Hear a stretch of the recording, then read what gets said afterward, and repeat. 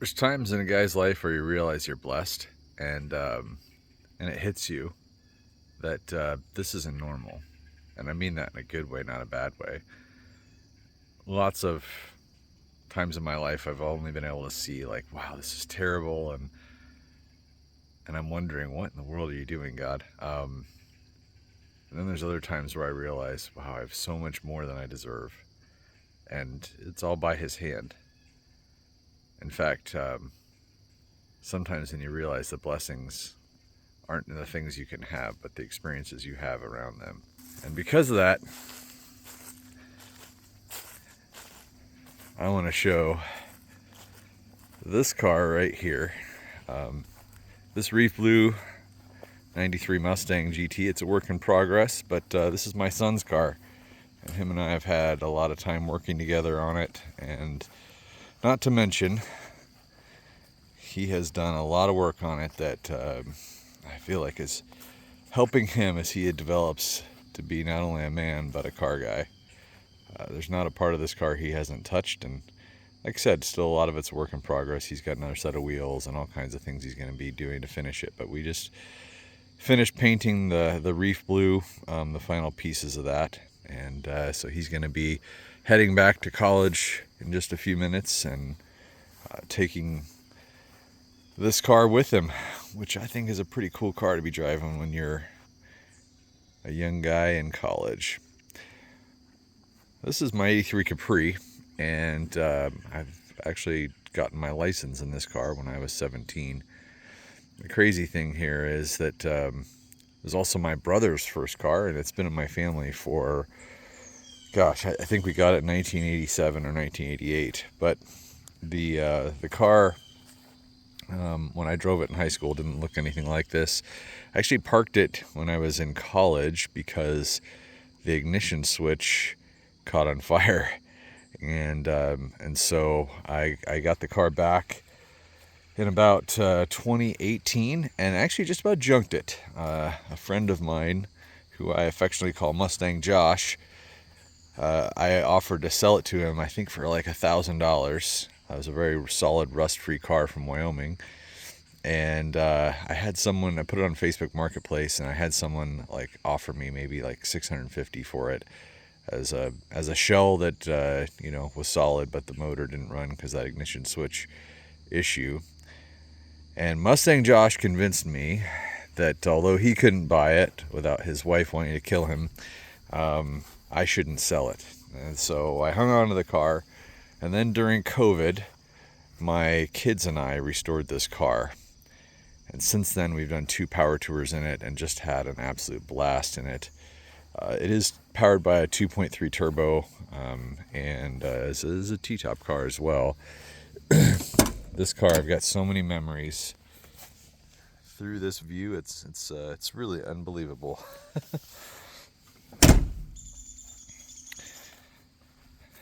This car is my wife's daily driver. It's a 2018 6-speed Coyote, and something which she really enjoys driving.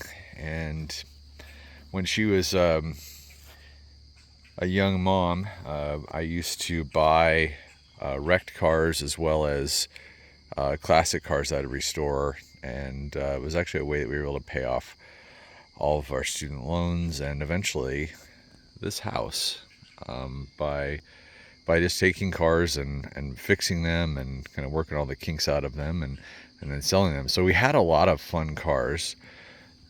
Meanwhile, she was driving mom mobiles. We had like a number of Grand Prix and some Honda Accords and just different kind of more appropriate cars that family cruises in. And I told her, when our kids grow up and leave the house, I'm going to get you a fun car. And so our older 2 have moved out and gone to college, and this is her fun car. She has a blast with it, and it runs really, really well. In fact, it's almost kind of convinced me that if someday the 2.3 goes south in this car, it may become a Turbo RS of a different flavor, a twin turbo Coyote RS. We'll see. this is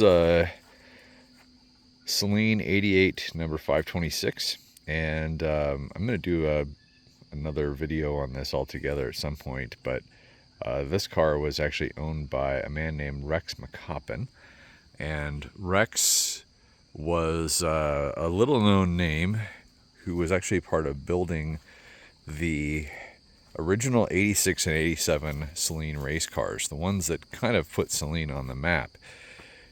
He worked with Kenny Brown to basically build those first 2 years, and of course they won a championship in 1987 with those cars. This car, because it was owned by Rex, actually has a number of parts that came off of the race cars that were built in 87, because there was a big team mix-up between 87 and 88. So this car's got a very unique intake manifold on it that came through the racing side of things, as well as a K member that was originally on 87 number 19 race car, that shifts the front wheels forward, that shifts the motor backward and down. And what's kind of cool about this car is it has a ton of OG Kenny Brown stuff on it as well. I know it was very, very early in the time when Kenny was making speed parts, and so this car's just got a lot of stuff on it that's got some pretty unique history, I think. It is pretty original. I've basically just done enough to it to kind of get it to where it's drivable again and safe to drive. It does have a Kenny Brown cage in it and a few other things that really make it pretty track ready. I mean, it's been on all the road courses around the United States, and spent a lot of time, probably more time at race duty than it has at street duty at this point. But my goal is to get this car back on the track at Mid-Ohio and be able to have some fun with it. And really, I'd love to at some point get Rex back behind the wheel of this car and let him take some laps. This is 88 number 132. It is a car that is a work in process. We are doing a restoration on it. When I bought the car, it had a lot of unoriginal parts on it. But one interesting piece of history on this car, it is believed to be a Turbonetics test car.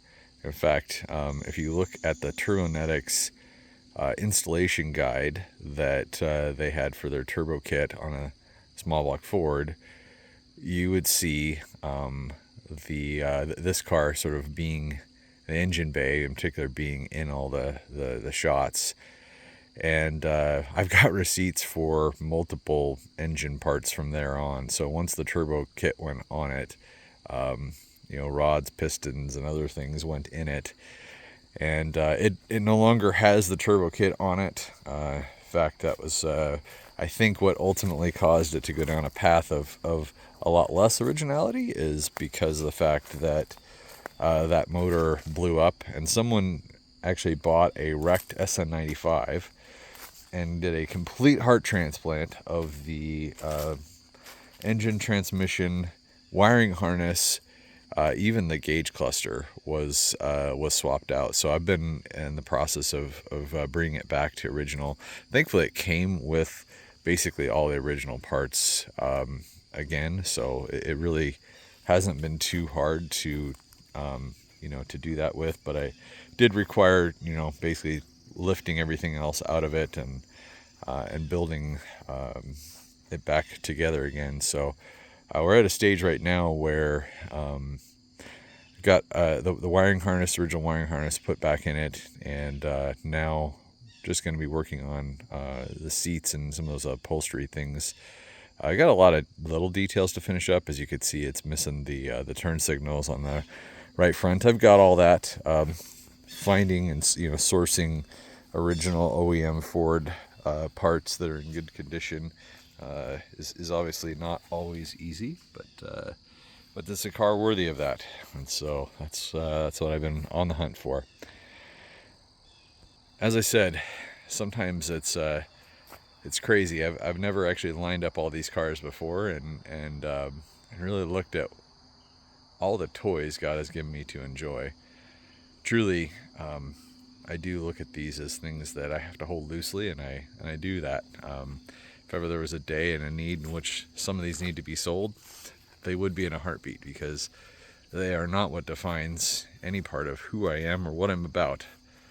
But boy, when you can look at life and see that God has given you and entrusted you with a lot, and let you enjoy a lot of the dreams that you had as a young kid, it can be humbling.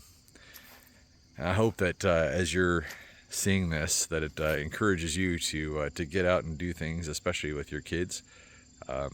That's been some of the greatest parts of all of this, is actually working on these cars together with my kids and being able to convey not only skills to them, but life skills. A lot of these things come in the form of something that feels incredibly hard for them to do in the moment because they've never done it before, and ultimately becomes something that they become proficient at and eventually can go and do on their own and teach someone else. So I hope you have a great day.